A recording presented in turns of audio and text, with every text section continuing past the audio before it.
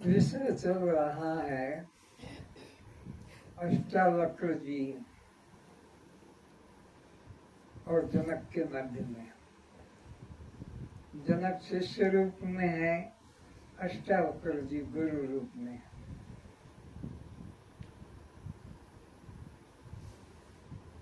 साधन संपन्न व्यक्ति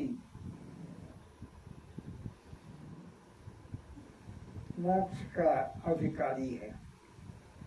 कौन साधन संपन्न? जिसको विवेक हो, जड़ क्या चेतन क्या, दृश्य क्या दृष्टा क्या, आत्मा क्या अनात्मा क्या, शव क्या शिव क्या, बद्ध क्या है और मुक्त क्या है, सत क्या है, चित क्या है, आनंद क्या है। इस तरह का विवेकवान व्यक्ति ही मोक्ष का अधिकारी होता है। हर एक को ये ब्रह्म ज्ञान सुनाने की चीज इस साधारण कोई कथा नहीं है। सत्यनारायण की कथा सुन लो, प्रसाद लो के सब। विवेकवान, जो विवेकवान होगा वो अवश्य वैराग्यवान होगा। जब पता लग गया कि ये जड़ है और ये चेतन है तो जड़ से मन हट जाएगा। पता लग गया कि ये दृश्य है और ये दृष्टा है तो दृश्य से मन हट जाएगा। पता लग गया कि अनात्मा और ये आत्मा तो अनात्मा से मन हट जाएगा। पता लग गया कि ये शव है और ये शिव है तो शव में कौन प्रीति करेगा? शिव में प्रीति करेगा। तो विवेकवान वैराग्यवान होता है। विवेकवान नहीं तो वैराग्यवान भी नहीं होगा। और जो विवेक और वैराग्यवान होता है वो व्यक्ति कथा में बैठकर सुनने का अधिकारी होता है। नहीं तो सोते बिन रहे हैं, बैठे हैं सत्संग में, करुषा कर रहे हैं, मेहंदी लगा रहे हैं हाथों में। क्यों? मन एकाग्र, तो मन इंद्रियों के विषयों में न जाए, इंद्रियों को विषय वहां बैठ के न दे। फिर माला कर रहे हैं, माला करना भी अपराध है। सत्संग में बैठकर माला कर रहा कोई भी गुरु के नाम की, वो अपराध है। माला करना था तो एकांत में जाके करता है, सत्संग में बैठ के करने का क्या मतलब है? तो विवेकवान व्यक्ति वैराग्यवान होता है। वैराग्यवान व्यक्ति शम दम युक्त होता है। और शम दम युक्त है गुरु के प्रति श्रद्धा कि गुरु साक्षात परम ब्रह्म। और गुरु कैसा है? साधारण मनुष्य नहीं है, साक्षात, जिसको परमात्मा कहते हैं, भगवान कहते हैं, जिसको ढूंढने मंदिर में जाते थे, तीर्थ में जाते थे, आंखें बंद करके ध्यान करते थे, वो साक्षात सामने आके बैठ गया। वो गुरु साक्षात है, परमात्मा। ऐसी निष्ठावान हो, श्रद्धा, इंद्रियों में संयम हो, विषयों की ओर न भागे,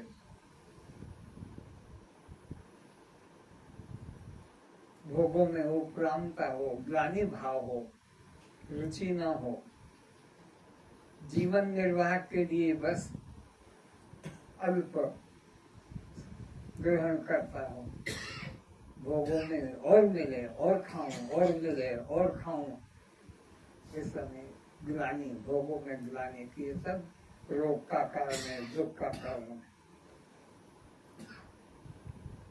समाधान, शांत होकर, स्थिर होकर बैठे। मेरे को मौका मिलेगा मैं ये पूछूंगा, मेरे को ये मौका मिल जाएगा तो मैं ये पूछूंगा। इस तरह से मन में उथल पुथल न हो, शांत हो। और ऐसा व्यक्ति मोक्ष का अधिकारी होता है। मुमुक्षु, साधन संपन्न व्यक्ति। तो अष्टावक्र जी जनक राजा को समझा रहे हैं। जनक ने पूछा कि एक अज्ञानी को दुख क्यों होता है ज्यादा, ज्ञानी को दुख क्यों नहीं होता है, क्या कारण है अज्ञानी को इतना दुख होता है और ज्ञानी तो जो देह में मैं भाव करता है, देह के नाम रूप को अपना समझता है, जो इंद्रियों के विषयों में अहंकार करता है कि मैं सुंदर, मैं ठीक सुनता हूँ, ठीक मैं सोचता हूँ, ठीक बोलता हूँ, मैं ठीक देखता हूँ, इंद्रियों के विषयों में भी अहंकार, देह में भी अहंकार और मन के अवस्था में भी अहंकार। पर में जो स्व का भाव करता है वो दुख पाता है। आत्मा के अतिरिक्त सब पर है, सब पर है।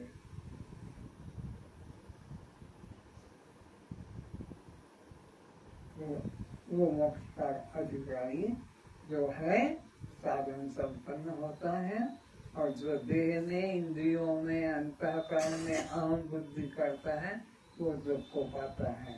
अब आगे सुनते हैं। जहाँ देह शक्ति है कि जहाँ देह आसक्ति है कि मैं शरीर हूँ, इस प्रकार शरीर के साथ मैं बुद्धि हूँ। यही कृत अकृत, पुण्य पाप, शुभ अशुभ, कर्म अकर्म, प्रवृत्ति निवृत्ति, सुख दुख, द्वंद्व अवस्था होगी। जब देह के साथ अहंकार छूट जाता है, शरीर अभिमान छूट जाता है, तो तू वहीं बैठ जाना, बार बार उसको इधर कर दे, इतनी सी बुद्धि खा।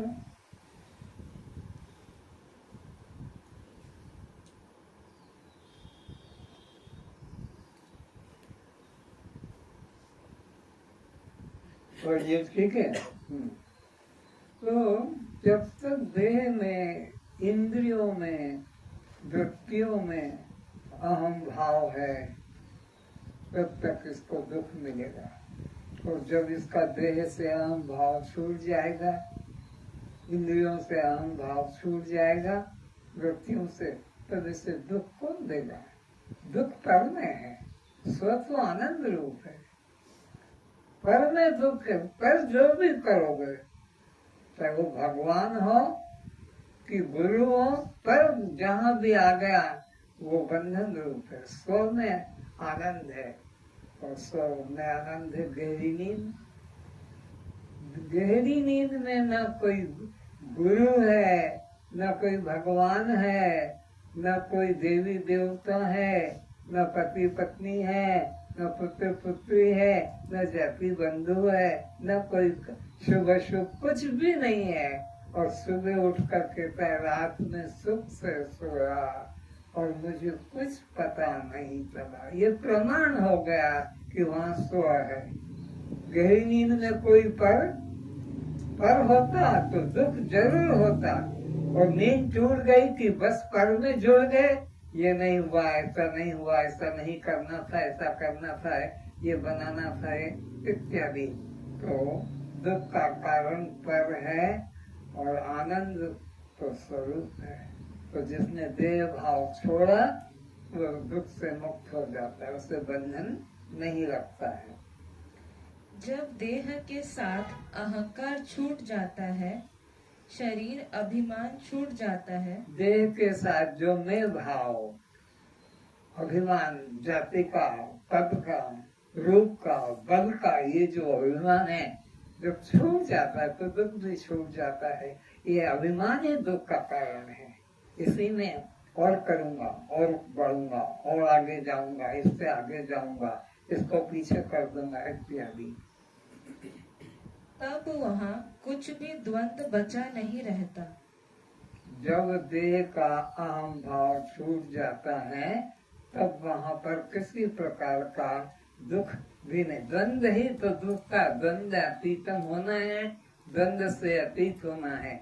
और गहरी निद्रा इसका प्रमाण है कि वहाँ पर कोई भी प्रकार का द्वंद्व नहीं है, इसलिए दुख भी नहीं है। देहाभिमान के छूट जाने पर कृत अकृत कर्म का प्रश्न ही नहीं रहता।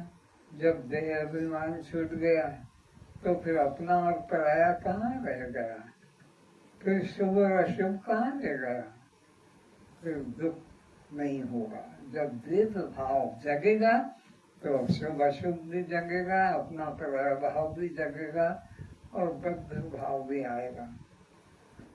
हे जनक, जो मनुष्य कर्म में अकर्म देखता है, कर्म में अकर्म, अपने को अकर्ता देखता है। कर्म हो रहा है तो हाथ के द्वारा हो रहा है, वाणी के द्वारा हो रहा है, कान के द्वारा सुनने का, आँख के द्वारा देखने का, नाक के द्वारा सूंघने का, त्वचा के द्वारा छूने का कर्म हो रहा है। इन कर्म के होने पर भी मैं तो अकर्ता दृष्टा साक्षी आत्मा हूँ, उसको कर्म बांधता नहीं। कर्म होते हुए भी कर्म में अकर्म देखे, अकर्म देखे यानी अपने को साक्षी देखे, अपने को कर्ता न देखे।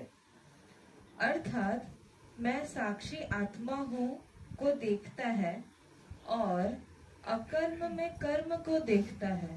तो अकर्म में अज्ञानी अकर्म में कर्म को देखता है, ज्ञानी कर्म में अकर्म को देखता है, अपने को देखता है, स्व को देखता है।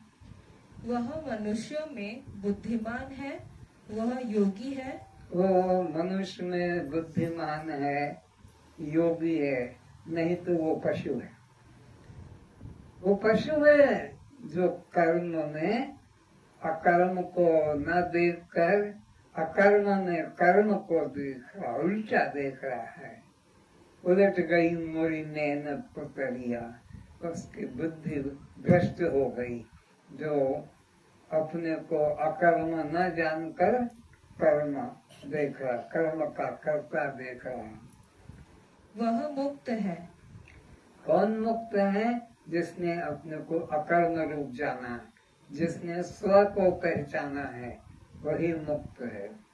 और जिसने स्व को न पहचान के पर को पहचाना कि स्त्री हूँ, पुरुष हूँ, उड़िया, बंगाली, मारवाड़ी, गुजराती, तेलुगु, बिहारी हूँ, ये पर है, इसको जाना वो पशु है और वह बंधन को पाएगा।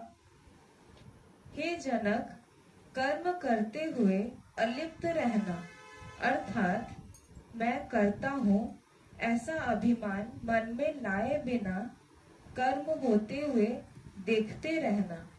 तो क्या करना है कि जब तक देह है कर्म तो होगा, बिना कर्म किए कोई जिंदा, कर्म तो होगा, लेकिन कर्म में अपने को अकर्म देखे, आत्मा देखे, साक्षी देखे, दृष्टा देखे, वही जीवन धन्य है, वही मुक्त है, नहीं तो वो पशु है। और फलेच्छा ना रखना कर्म में अकर्म देखना है। निर्लिप्त रहते हुए कर्तृत्व, अभिमान और फलेच्छा का त्याग करके कर्म करना, अकर्म में कर्म देखना है। तो अपने को दृष्टा साक्षी भाव में स्थित कर सब कर्मों में अकर्म को देखना ही यह ज्ञानी का लक्षण है। अकर्म आत्मा को जानना ही ज्ञानी का लक्षण है। और जो अज्ञानी है वो अपने में कर्ता भाव लाता है, वो बंधन का कारण है। तात्पर्य है कर्म करने अथवा न करने में प्रकृति को ही कर्ता जाने, वो अपने असंग निष्क्रिय साक्षी आत्मा जाने।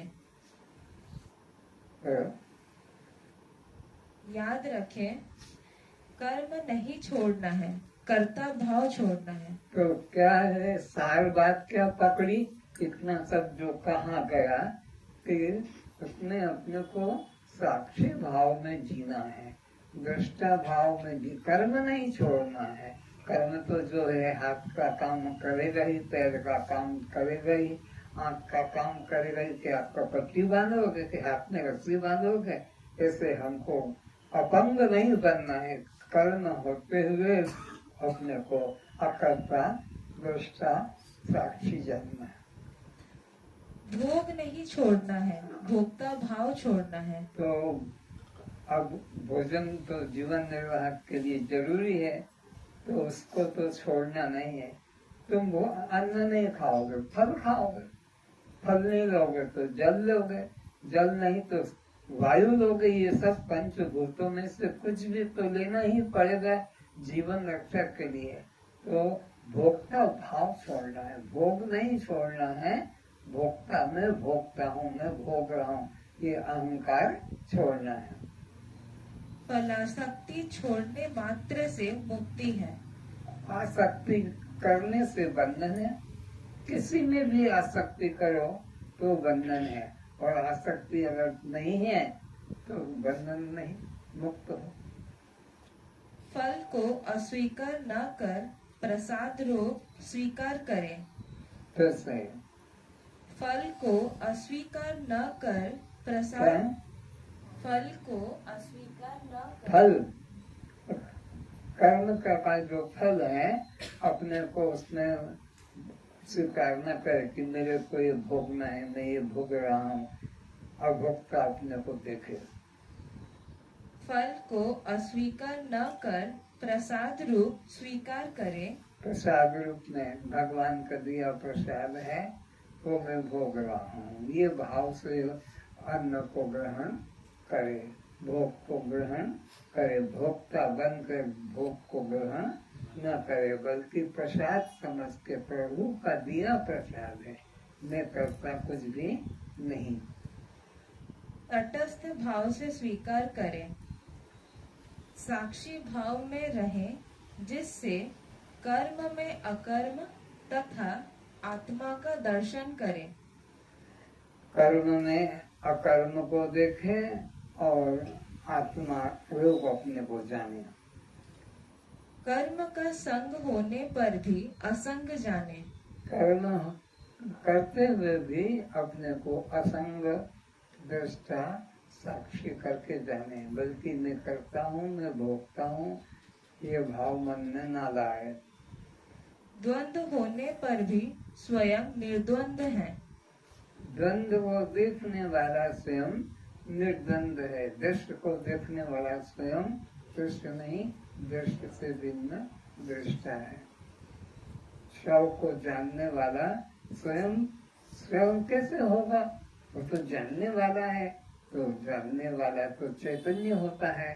मुर्दा कभी अपने को जानता नहीं, तो इस तरह से शव को जानने वाला अपने को शिव करके अनुभव करे।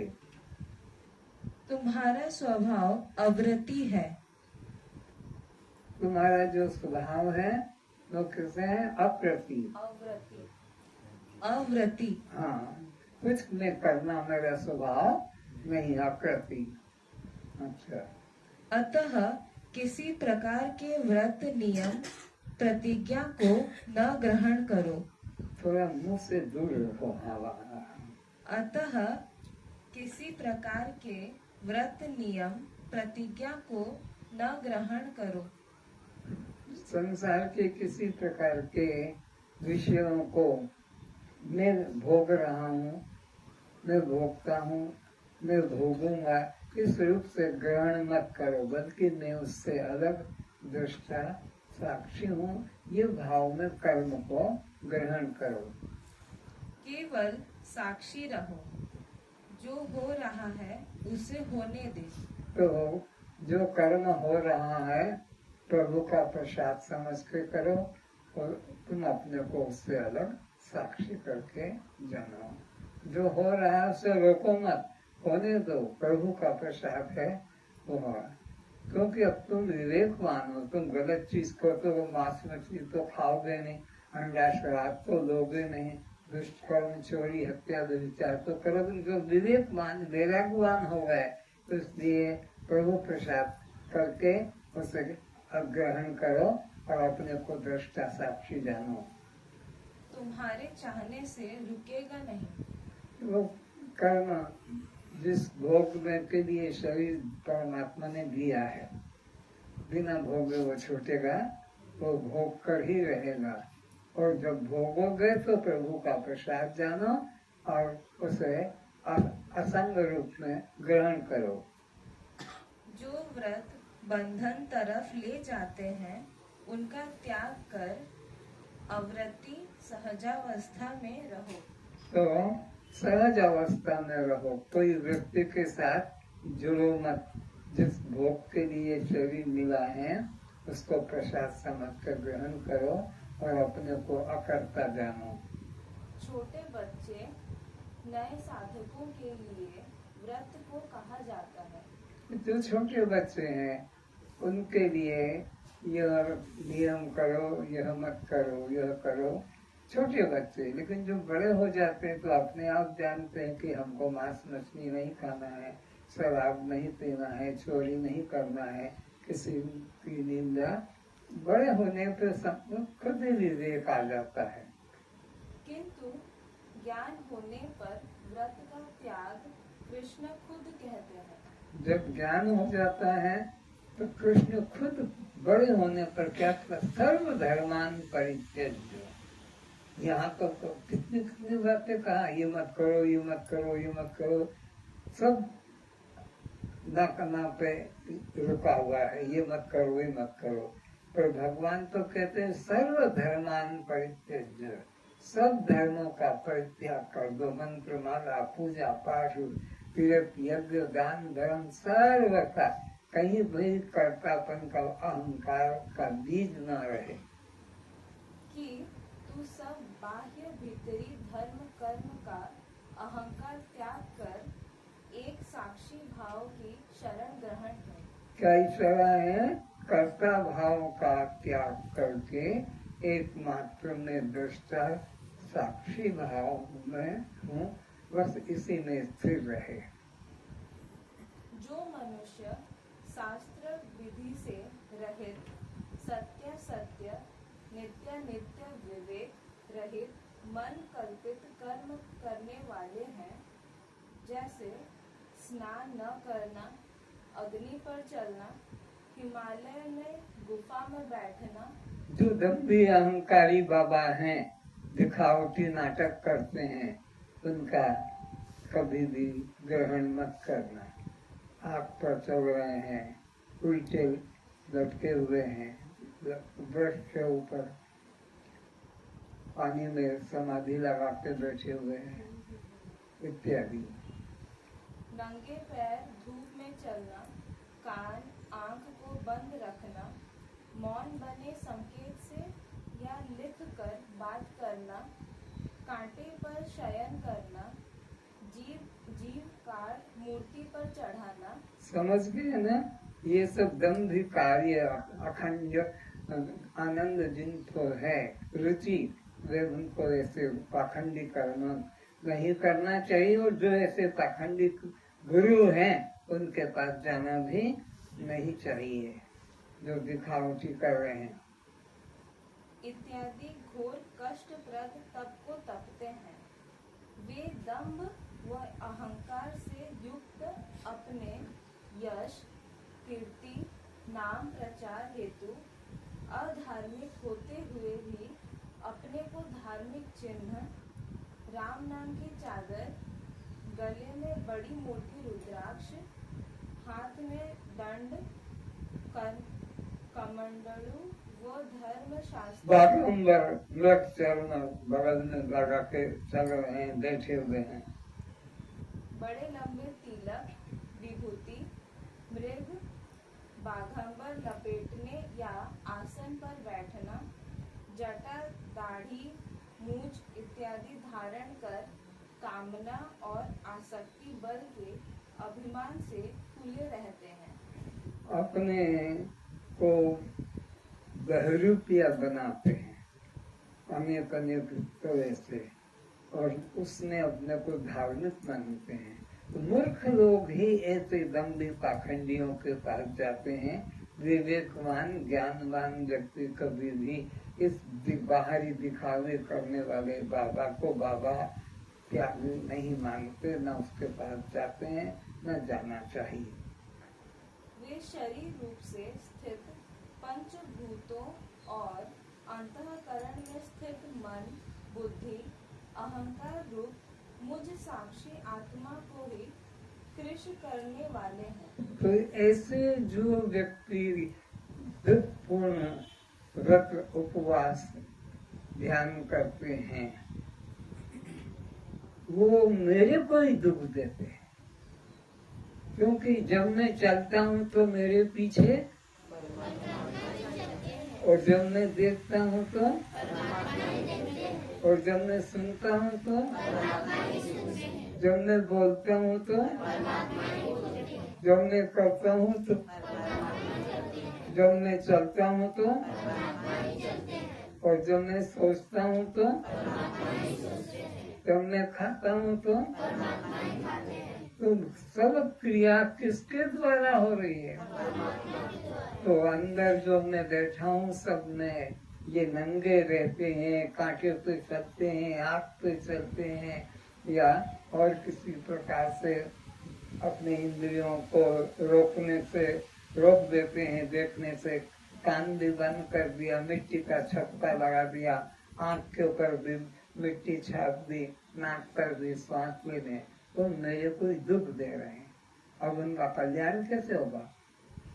मैं सबके अंदर बैठा, और जो जो तुम व्यवहार कर रहे हो शरीर के, इंद्रियों के, मन के, वो मेरे को करना पड़ता है।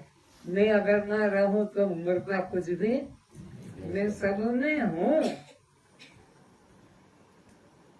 तो सब लोग जो भी कर रहे हैं वो उसके पीछे मैं ही तो फल देने वाला हूँ। तो इस तरह से मेरे को दुख देते हैं, वो भक्ति नहीं, वो पाखंड, ये नरकगामी होंगे। उन अज्ञानियों को तू असुरी स्वभाव वाला जान।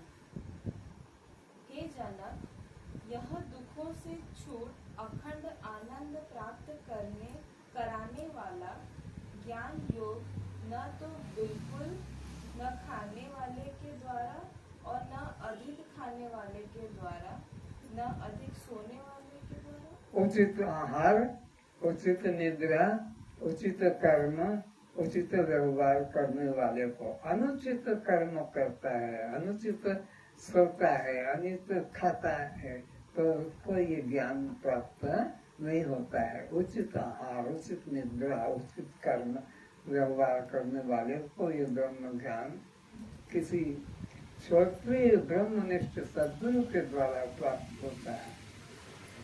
न अधिक कर्म करने वाले के द्वारा और न बिल्कुल कर्म न करने वाला आलसी के द्वारा सिद्ध होता है।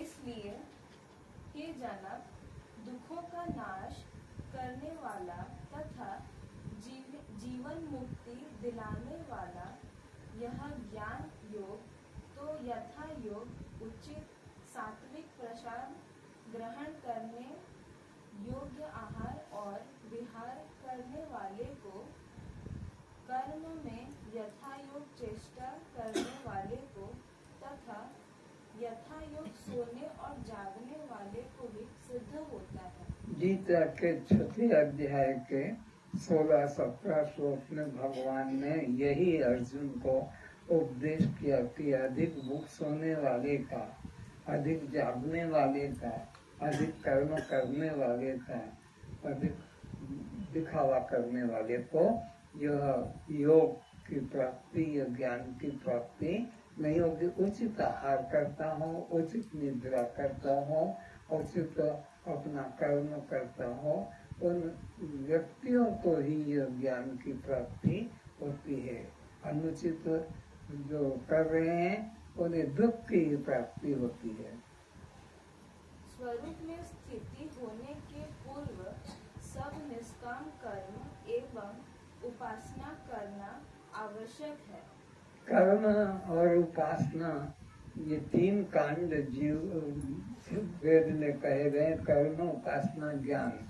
कर्म और उपासना मल और विक्षेप दोष को दूर करने के लिए वेद ने कहा। 80,000 मंत्र कर्म कांड के हैं जिससे जीव का मल दोष की निवृत्ति होती है, और 16,000 मंत्र उपासना कांड के हैं जिससे जीव के चित्त का विक्षेप दोष कट जाता है, और ज्ञान के 4,000 मंत्र हैं जिसके द्वारा इसका अज्ञान दोष नष्ट हो जाता है। ज्ञान में आ जाने के बाद में कर्म उपासना करने की जरूरत नहीं है। जिसने कॉलेज में प्रवेश कर लिया, अब उसको सर्टिफिकेट प्राप्त करने की, हाई स्कूल सर्टिफिकेट प्राप्त करने की जरूरत, कॉलेज में प्रवेश कर गया तब उसको उस हाई स्कूल के प्रमाण पत्र की जरूरत नहीं है। तो ज्ञान में जो आ गया उसको कर्म उपासना करने की जरूरत नहीं है। किंतु स्वरूप बोध होने पर सब बाह्य साधनों का परित्याग भी कर्तव्य है। जो स्वरूप ज्ञान में आ गए हैं उनके लिए बाह्य कर्म उपासना का त्याग भी कर्तव्य, उनको ग्रहण नहीं करना चाहिए। हवाई जहाज में बैठने या नौका में बैठने के बाद रेल, मोटर, कार, स्कूटर आदि साधन की जरूरत नहीं रहती। ये साधारण सी बात है। जब तुम हवाई जहाज में बैठ गए तो तुम्हें ट्रेन की उपयोगिता का कोई महत्व, ट्रेन में बैठ गए तो तुम्हें स्कूटर या कार की जरूरत नहीं है क्योंकि उससे ऊपर बैठ गए। तो ज्ञान में आ गए तो फिर कर्म उपासना की साधन की जरूरत नहीं है। हे वत्स, हे प्रिय, संबोधन यह शिष्य के प्रति गुरु की आत्मीयता का द्योतक है।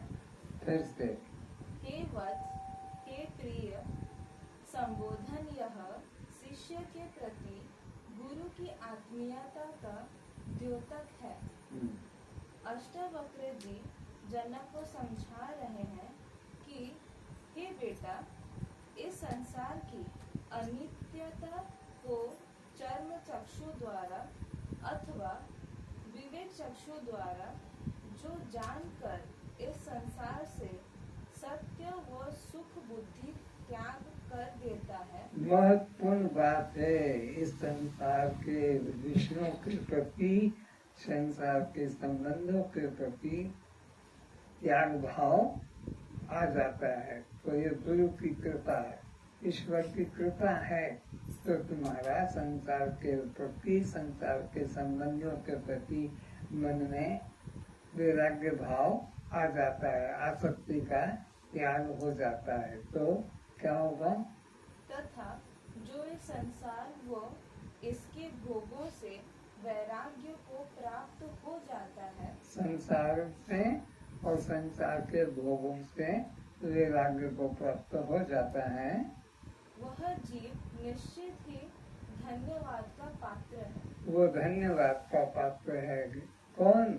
जिसका संसार के भोगों से, संबंधों से वैराग्य हो जाता है, वो धन्यवाद का पात्र है, वो पुण्यशाली है। बहुत बहुत जन्म के बाद संसार के भोगों से एवं अनित्य पदार्थों के संग्रह वृत्ति का मोह छोड़ देह एवं देह संबंधी जनों से वैराग्य को प्राप्त हुआ कोई भाग्यशाली परमात्मा को प्राप्त करने की इच्छा करता है। तो कौन भाग्यशाली है? कौन परमात्मा को प्रिय है? कौन परमात्मा को प्राप्त कर सकेगा? जिसको कि मैं मेरा से उपरांता हो गई है, न मैं और न मेरा।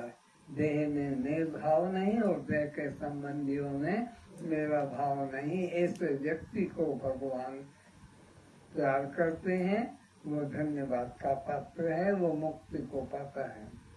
हे प्रियात्मन, इस अनित्य क्षण भंगुर सुख रहित संसार से वैराग्य लेकर ये संसार कैसा है, अनित्य है और क्षण भंगुर है और फिर साथ साथ सुख से रहित है। इसमें अज्ञानी मूर्ख व्यक्ति ही मोह ममता करता है। जो विवेकवान व्यक्ति है उस अनित्य सुख रहित संसार में मोह ममता नहीं करता है। सुख रहित संसार से वैराग्य लेकर परमात्मा को प्राप्त करने की चेष्टा कर। तो संसार के भोगों से वैराग्य लेकर और फिर सत्य आनंद स्वरूप परमात्मा में प्रीति करना, उनको पाने के लिए जिज्ञासा जगना, ये तो बहुत जन्मों के पुण्य का फल है।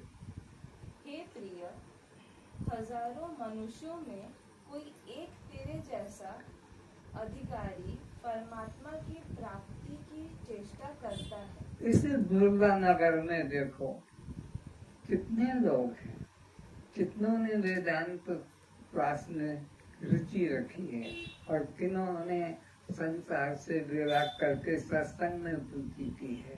तो हजारों में कोई बिरला इस आत्म ज्ञान में आता है, आत्म ज्ञान में श्रद्धा करता है। बाकी तो सब अनित्य दुख रूप संसार में ही अटकते हैं और सफलता को प्राप्त होता है। हजारों में मनुष्याणाम सहस्रेषु कश्चित् यतति सिद्धेय यत्राम अपि सिद्धानाम कश्चिन् माम वेत्ति तत्त्वतः। गीता के 7वें अध्याय के 19 श्लोक में भगवान ने कहा कि लाखों करोड़ों में कोई एक इस ओर आता है और दुख रूप संसार से हटकर आनंद स्वरूप आत्मा में प्रीति करता है। बाकी तो इस सुख रहित दुख रूप अनित्य संसार को ये संसार कैसा है, सुख रहित और अनित्य है और दुख रूप है। अनित्य संसार को ही सत्य एवं सुख रूप जान रात्रि दिवस अनित्य भोग पदार्थों को ही प्राप्त करने में लगे रहते हैं। तो अधिकांश लोग लाखों करोड़ों में कोई भक्तुम जैसा भाग्यवान ही अनित्य संसार से मन को हटाकर दुख रूप संसार से मन को हटाकर और आनंद स्वरूप आत्मा में मन को लगाता है। बाकी तो सब उसी दुख रूप संसार में ही उसी को पाने में रात दिन लगे रहते हैं। जैसे कुत्ता मांस रहित सूखी हड्डी को चबाता है और अपने ही तालुके रक्त को पीकर हाड़ से सुख मिल रहा है। ये संसार का सुख, ये पति पत्नी का सुख, ये शराब का सुख, ये मांस मछली का सुख कैसा है?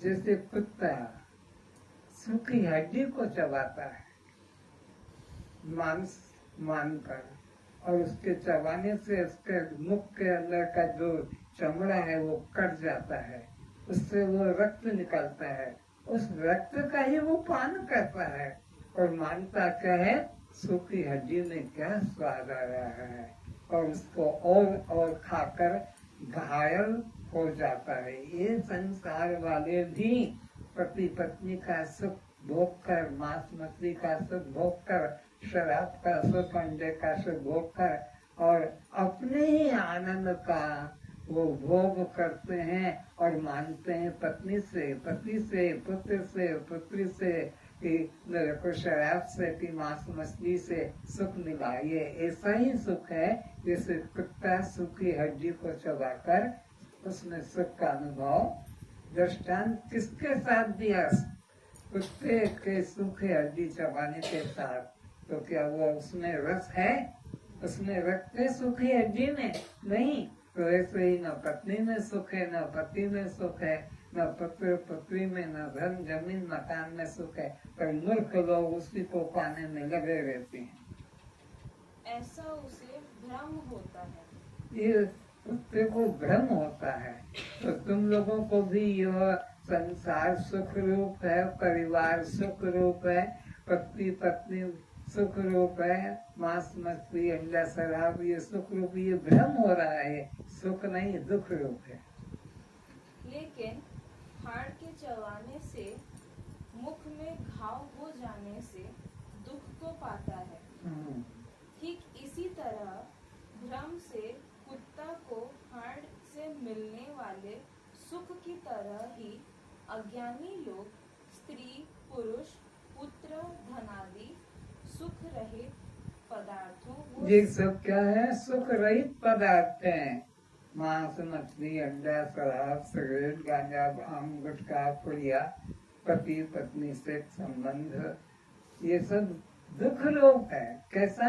जैसे वो कुत्ते को सूखी हड्डी में सुख का भ्रम हो रहा है, ऐसे इन लोगों को भी इन संसार के अनित्य पदार्थों में, दुख रूप पदार्थों में सुख का भ्रम हो रहा है।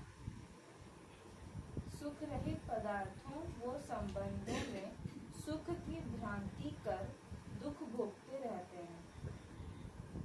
इस अविद्या के कारण ही यह जीव दुख में सुख बुद्धि, मलिन देह में पवित्र बुद्धि, अनित्य में नित्य बुद्धि करता है। मलिन में शुद्ध बुद्धि, अनित्य में नित्य बुद्धि और दुख रूप में सुख बुद्धि का भ्रम कर रहा है नहीं, भ्रम हो रहा है। संसारी लोग जिस ब्रह्म विद्या को न प्राप्त कर परमात्मा को जानने की इच्छा से सोए हुए हैं, उदासीन हैं, अप्रयत्नशील हैं, उसी ब्रह्म विद्या द्वारा ब्रह्म प्राप्ति के लिए मुमुक्षु संसार से वैराग्यवान हो प्रयत्नशील है। दोनों का भेद बता दिया कि अज्ञानी व्यक्ति को इस ब्रह्म विद्या में श्रद्धा नहीं करता है, उपेक्षा करता है और अनित्य भोग पदार्थों में रुचि रखता है। पर जो पुण्यशाली लोग हैं वो संसार के भोगों से वैराग्य लेकर इस ब्रह्म विद्या को पाने के लिए ही किसी गुरु की शरण में जाकर और इस ब्रह्म विद्या को प्राप्त करके मुक्ति को प्राप्त करते हैं। सांसारिक वस्तु, पद, प्रतिष्ठा, कुल परिवार, धन संपत्ति, संतान आदि पाने के लिए तन मन प्राण से लगे अज्ञानी अपनी उन्नति मानते हैं। ये ईश्वर की कृपा से करोड़ों करोड़ों योनियां, कौन सी? कुत्ता, बिल्ली, बाघ, सुअर, हाथी, चूहा, मेंढक, छिपकली, चिड़िया, तोता, करोड़ों करोड़ों योनियां इनमें व्यतीत करके ये भगवान कबहू करी करुणा नर दे।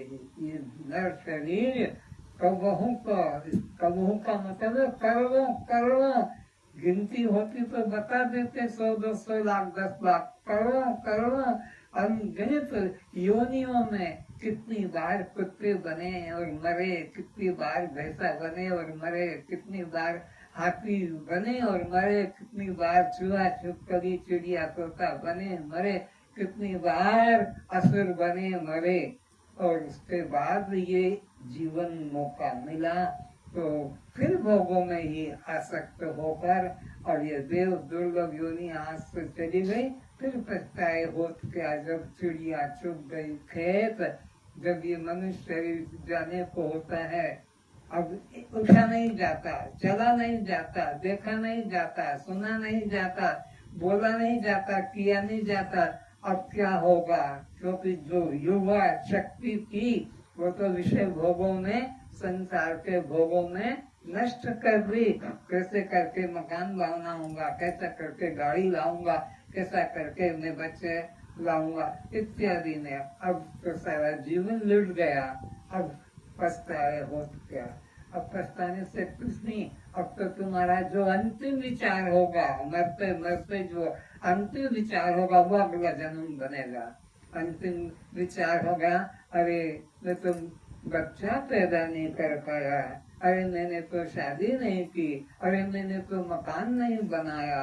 लोगों ने कितने मकान महल बना दिए, गाड़ियां कितने ले आए, अपने मैं तो जीवन ऐसे ही लुटा दिया तो ऐसे को फिर पशु पक्षी योनियों में जन्म लेना पड़ेगा। अब मनुष्य योनि और इसको नहीं मिलेगी। मनुष्य योनि तो उसको मिलती है जिसने आत्म ज्ञान में प्रवेश किया और आत्म ज्ञान पूरा नहीं कर पाया और वे छूट गया, तो भगवान उस पर दया करके फिर वो एक जन्म और देते हैं कि जा इस जन्म का अधूरा कार्य जो था ज्ञान पाने का, अगले जन्म में गुरु की शरण में जाकर गुरु से भी भगवान ही मिलाते हैं। अपनी बुद्धि नहीं जो हम गुरु को पहचान सके, गुरु को भगवान ही मिलाते हैं। गुरु हमारे पास में खुद चलकर आ जाते हैं, भगवान ही भेजते हैं।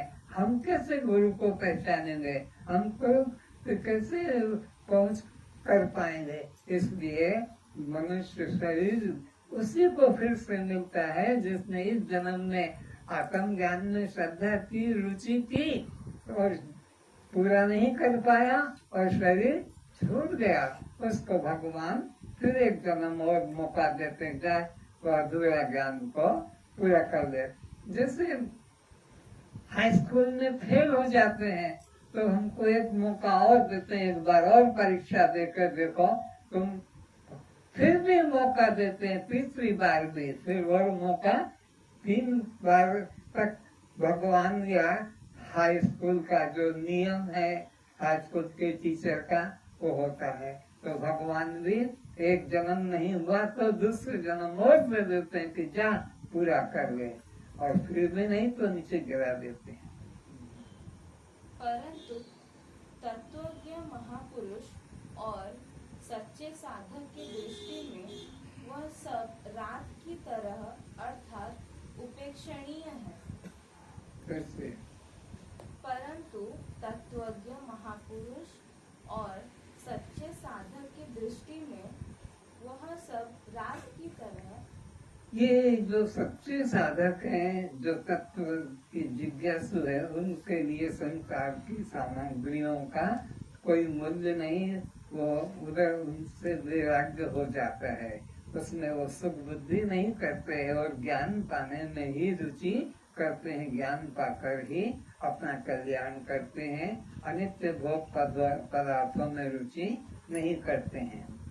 उनके मन में आत्मानुभूति के अतिरिक्त जगत के अनित्य पदार्थ एवं संबंधी जनों के प्रति किंचित भी महत्व नहीं होता। तो उनके भी मन में संसारियों की तरह अनित्य पदार्थों में किंचित भी भोग बुद्धि सुख बुद्धि नहीं होती है। अज्ञानियों को जैसे संसार के अनित्य पदार्थों में सुख बुद्धि होती है, उन ज्ञानियों को उन अनित्य पदार्थों में रुचि नहीं जगती है।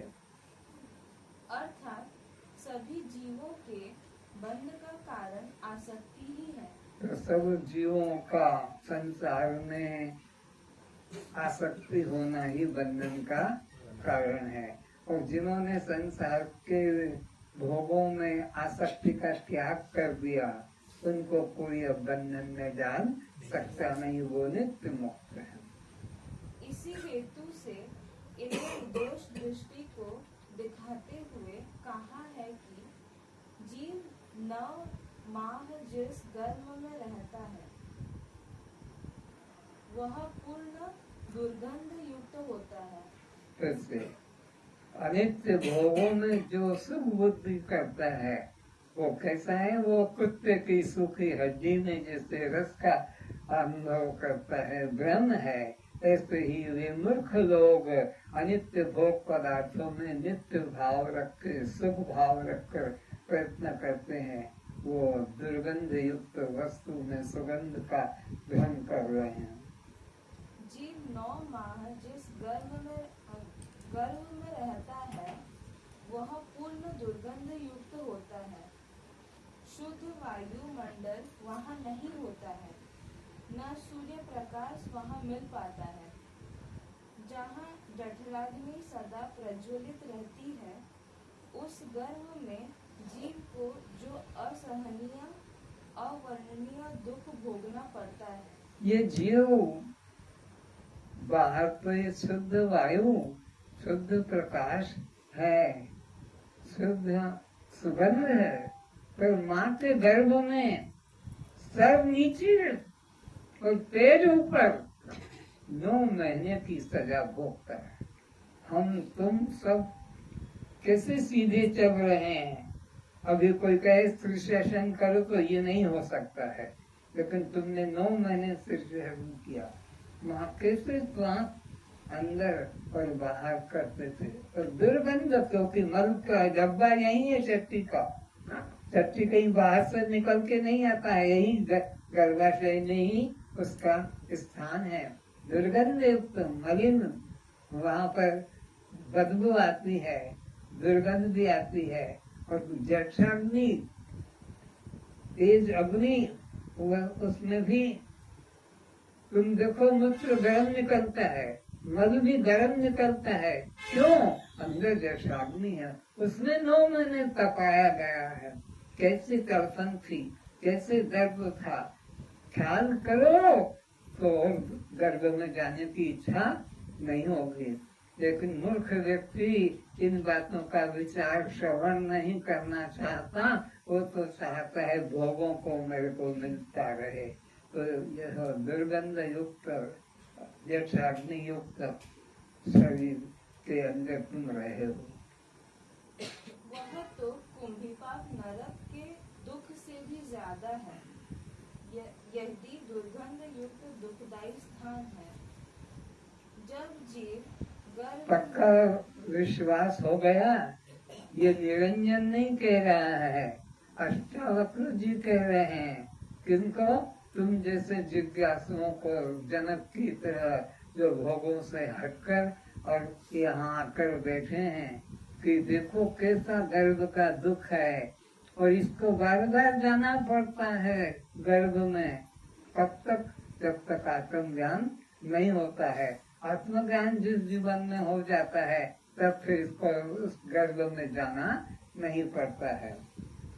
जब जीव गर्भ में अतिशय कष्ट को पाता है, तब परमात्मा से प्रार्थना करता है कि हे प्रभु, इस बार यदि मुझे आपकी कृपा से मानव जीवन प्राप्त हो जावे, तो मैं जन्म लेकर अवश्य ही सद्गुरु के शरण में जाकर आत्मज्ञान को प्राप्त करूंगा। जब गर्भ का भयंकर कष्ट मिलता है, असहनीय वेदना मिलती है, तब ये प्रार्थना करता है, हे करुणा सागर, हे दीन बंधु, हे पतित पावन, आप मुझे एक बार मौका और दो मानव जीवन का।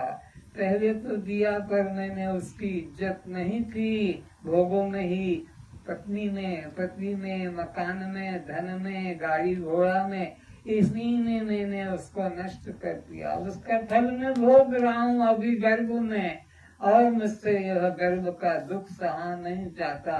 हे नारायण, हे मुक्ति दाता, बस एक बार मुझे और मौका दे दो, मनुष्य शरीर में डाल दो, ताकि मैं किसी सदगुरु की शरण में जाकर, श्रोत्रिय ब्रह्मनिष्ठ गुरु की शरण में जाकर इस जन्म मरण के चक्र से मुक्त होने का साधन ज्ञान प्राप्ति कर सकूं और मेरा कल्याण हो सके। हे नारायण, हे मुक्तिदाता, दया कीजिए मेरे पर। ऐसे गर्भ में प्रार्थना करता है तो ये शरीर लेकर आए, और कुछ भाग्यशाली उस प्रतिज्ञा का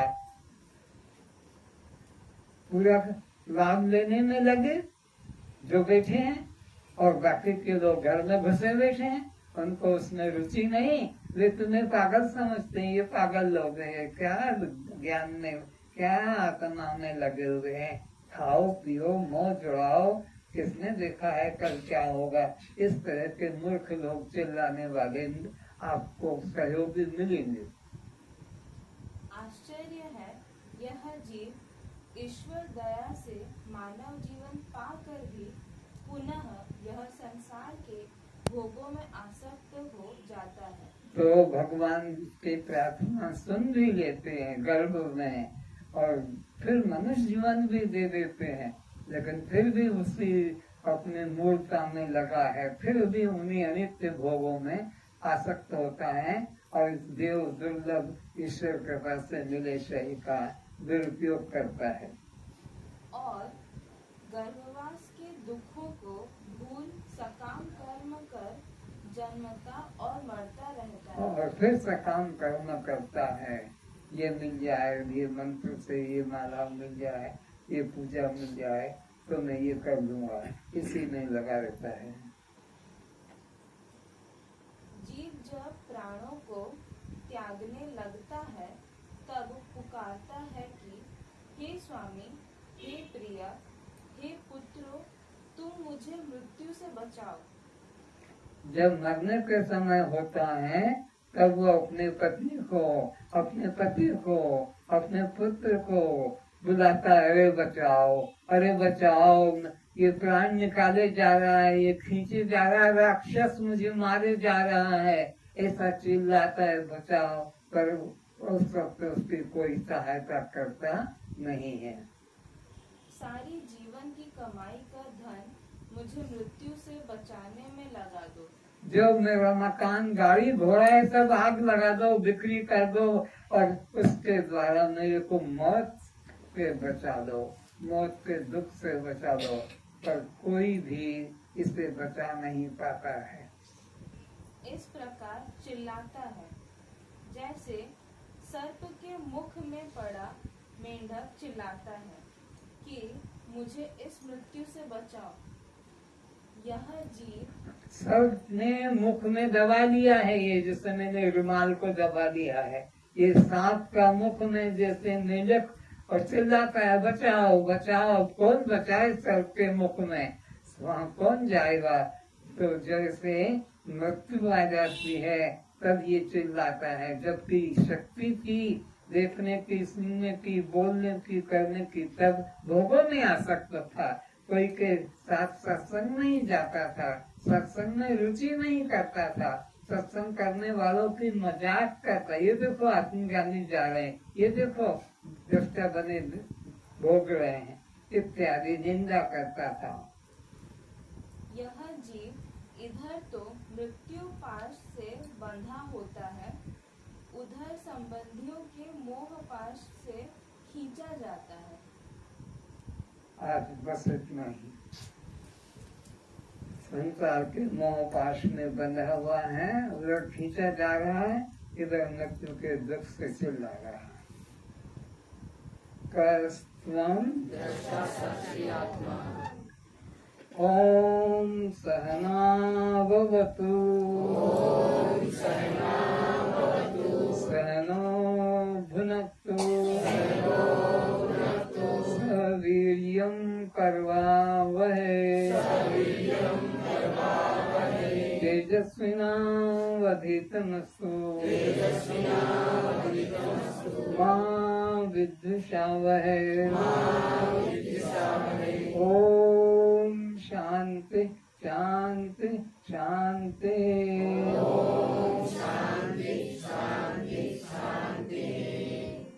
कस्त्वं, तो जन्म मरण किसको, भूख प्यास किसको, सुख दुख किसको, बंध मोक्ष किसको।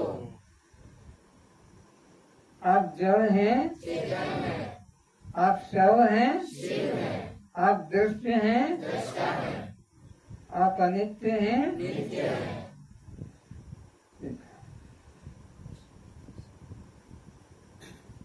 चलिए प्रसाद देकर